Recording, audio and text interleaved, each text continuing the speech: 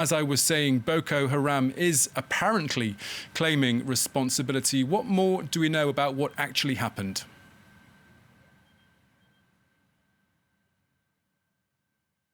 Yeah, well, as you're suggesting, Thomas, the situation is a bit confusing.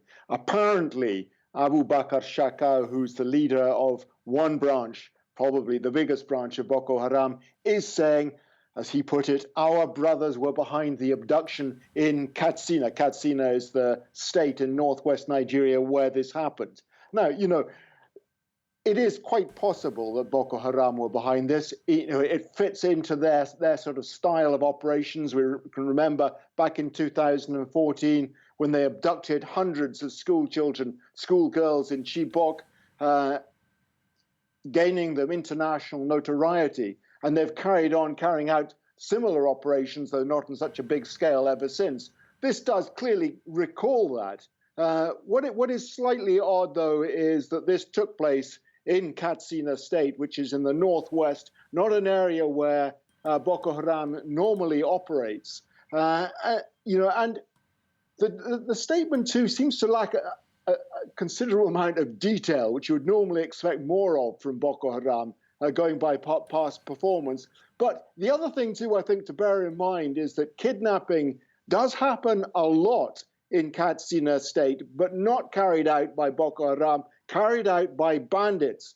According to Amnesty International, bandits were responsible for over 1,000 deaths in Katsina State over the last 6 months or so. And the abductions are very commonplace, usually for money. And already, according to officials in Katsina State, there have been contacts with the so-called bandits who are asking for ransom.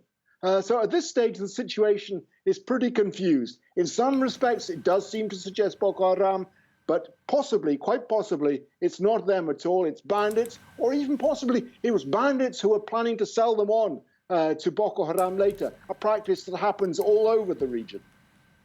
Now, Rob, just a few years ago, the Nigerian government had claimed that they had won the battle against this insurgency group. So many observers must surely be asking just what has gone wrong.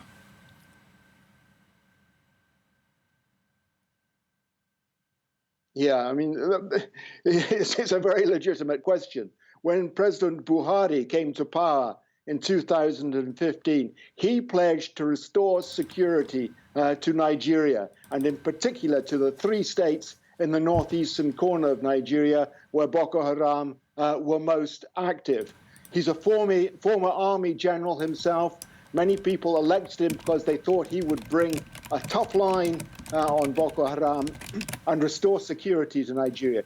It simply hasn't happened.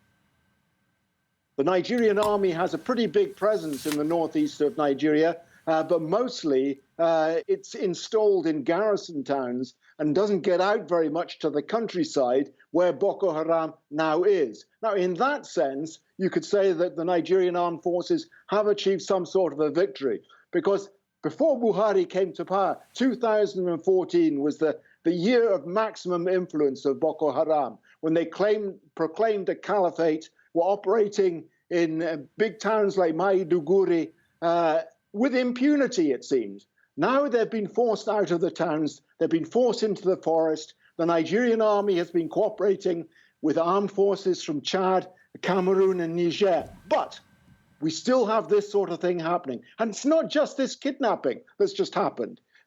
Just a few days ago in Niger, Boko Haram killed 28 villagers and burned down 800 houses. A couple of weeks ago in northeastern Nigeria, they killed 110 villagers. So the problem is clearly there, not going away, and the government is not looking like it's really in control of the situation. Our chief foreign editor.